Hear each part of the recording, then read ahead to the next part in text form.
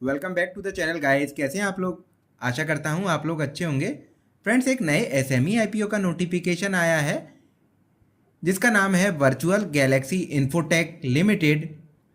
इस वीडियो के अंदर हम जानेंगे इसी आईपीओ के बारे में, जानेंगे इस आईपीओ की इंपॉर्टेंट डिटेल्स के बारे में, करेंगे इस आईपीओ का company analysis. So friends, please बने रहिएगा वीडियो में। चलिए स्टार्ट करते हैं आईपीओ के एनालिसिस को।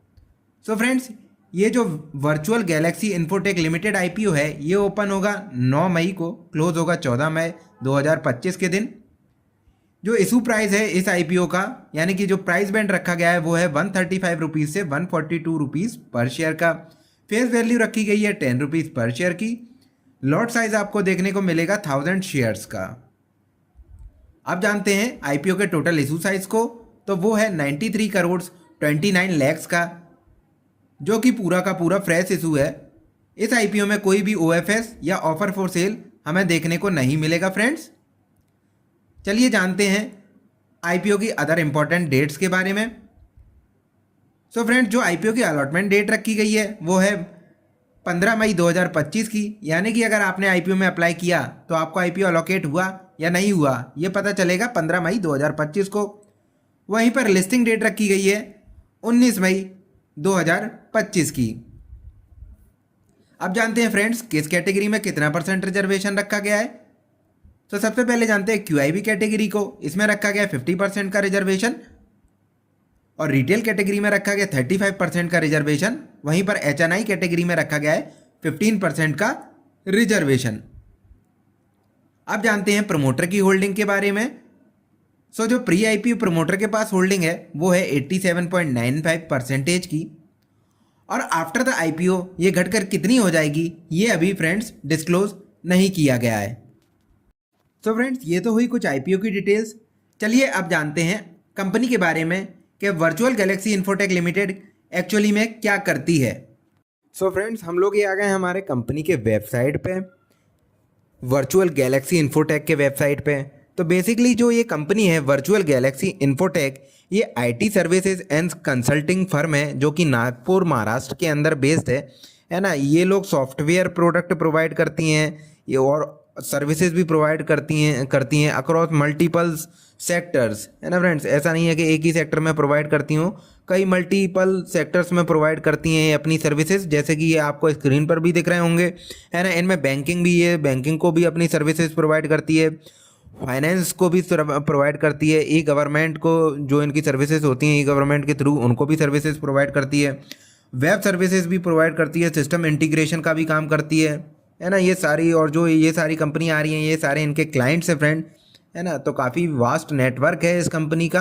भले ही ये एक एसएमई आईपीओ है फिर भी काफ़ी ज़्यादा क्लाइंट्स इनके पास है। 26+ ईयर का इन बिजनेस है, मतलब उतना एक्सपीरियंस है। 250+ कस्टमर्स हैं, 300+ एम्प्लॉयज़ हैं। और हाँ फ्रेंड्स, जो इनने अभी तक सर्व किए हैं 5000 बैंक ब्रांचेज, मैन्युफैक्चरिंग फर्म और बिजनेसेस, ये सारे 5000 तक ये कस्टमर्स को सर्व कर चुके हैं, जिनमें bank branches, manufacturing firm, businesses और for transaction automation, customer service, compliances, decision support. तो काफ़ी जगह ये प्रोवाइड कर चुकी हैं अपनी सर्विसेज। और जो इनका इनकॉर्पोरेशन है वो 1997 यानी कि 1997 में हुआ था। तो काफ़ी पुरानी कंपनी है, 26+ साल का एक्सपीरियंस है कंपनी के पास, है ना।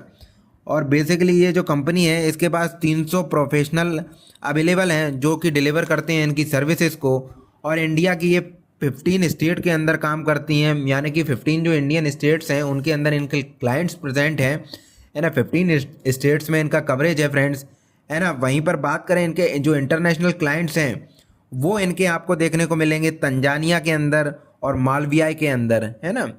और ये सपोर्ट करती हैं 200+ फर्म्स को, ऑर्गेनाइजेशन, मैन्युफैक्चरिंग सेटअप्स।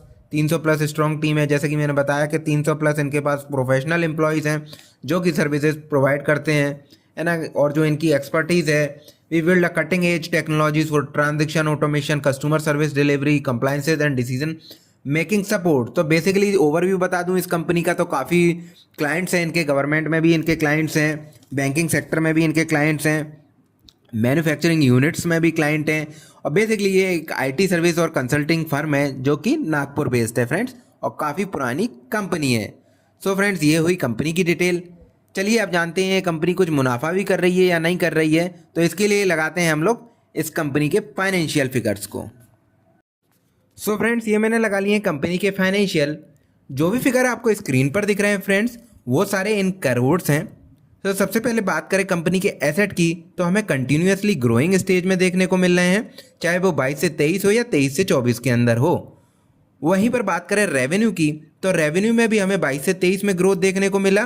43 करोड़ से बढ़कर 59 करोड़ हुए। वहीं पर 2024 में ये बढ़कर 63 करोड़ 58 लैक्स हो गए थे। वहीं पर बात करें प्रॉफिट आफ्टर टैक्स की, तो 40 लाख था 2022 में, वही हो गया 72 लैक्स इन 2023, और वो बढ़कर हो गया 16 करोड़ 54 लाख इन 2024। मतलब कि काफ़ी हाई जंप है फ्रेंड्स। मतलब क्या कहने इस बात के कि 72 लाख से 16 करोड़ 54 लाख पहुंच गया, मतलब इम्प्रेसिव। और रेवेन्यू में इतना ज़्यादा खास जंप नहीं है जो कि इसके प्रॉफिट आफ्टर टैक्स में हमें देखने को मिल रहा है फ्रेंड्स। वहीं पर बात करें इसके बोराइंग्स की, तो जो कंपनी की बोराइंग्स हैं वो हमें स्टेबल देखने को मिल रही है 23 से 24 के अंदर। अच्छी बात है, मतलब बोराइंग्स नहीं बढ़ी, पर प्रॉफिट आफ्टर टैक्स जो है कंपनी का वो बढ़ गया है ना फ्रेंड्स। 38,85,000 था, जो कि ऑलरेडी घटकर 38,64,000 हो गया। मतलब बढ़ना तो दूर, घट ही गया है। अराउंड 20 लैक्स के आसपास ये घट गया है फ्रेंड्स। सो फ्रेंड्स ये हुई कंपनी के फाइनेंशियल। अब जानते हैं अदर केपीआई इंडिकेटर के बारे में। सो फ्रेंड्स ये मैंने लगा लिए हैं अदर केपीआई इंडिकेटर्स। बात करें सबसे पहले डेट टू इक्विटी रेशियो की, तो वो हमें देखने को मिल रहा है 0.93 का, काफ़ी अच्छा है, 1 के नीचे है। वहीं पर बात करें पैट मार्जिन की, यानी कि प्रॉफिट आफ्टर टैक्स मार्जिन की, तो वो 26.04 का दिख रहा है, काफ़ी बढ़िया है फ्रेंड्स। वहीं बात करें प्राइस टू बुक वैल्यू की, तो वो 5.66 का है, ठीक है, मतलब ये इतना लुक्रेटिव नहीं है पर अच्छा है। वहीं पर बात करें पी रेशियो की, तो 15.71 है pre IPO, after the IPO हो जाएगा 21.35। थोड़ा सा हाई वैल्यूएशन है for an SME IPO, but deserve करती है। कंपनी ने जो पैट में जंप दिखाया है, यानी कि प्रॉफिट आफ्टर टैक्स में जो जंप दिखाया है, कंपनी डिजर्व करती है इतना 21.35 का पी डिमांड करना।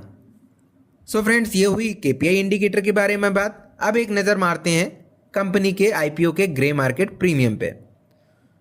सो फ्रेंड्स अभी इस कंपनी के आईपीओ में कोई भी ग्रे मार्केट प्रीमियम में हमें ट्रेड होता हुआ नहीं देखने को मिल रहा है, क्योंकि इसका फ्रेंड्स जो नोटिफिकेशन है वो हमें आज ही देखने को मिला है। होपफुली हमें इसके जीएमपी में ट्रेड होता हुआ देखने को मिले आगे आने वाले डेज में। सो फ्रेंड्स ये तो हुई आईपीओ की डिटेल्स के बारे में डिस्कशन। अब आते हैं हमारे फाइनल क्वेश्चन की तरफ कि हमें आईपीओ में जाना चाहिए या नहीं जाना चाहिए।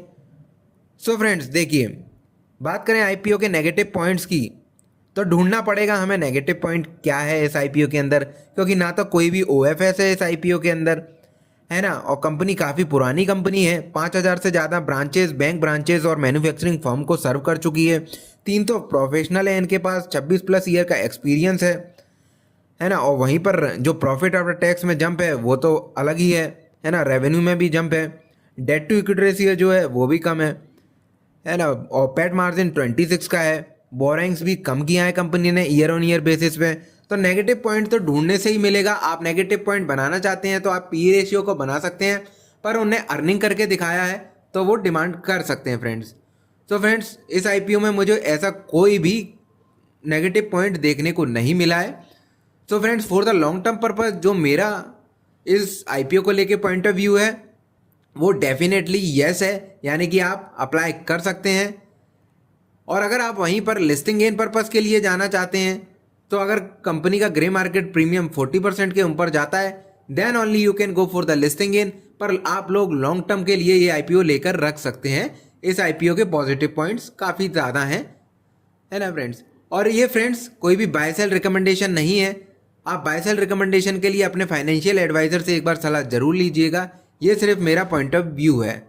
तो फ्रेंड्स इस वीडियो के अंदर हमने जाना वर्चुअल गैलेक्सी इन्फोटेक लिमिटेड कंपनी के आईपीओ के बारे में। So that's all for today guys. Thanks for watching the video. Please like the video and subscribe to the channel. Thank you.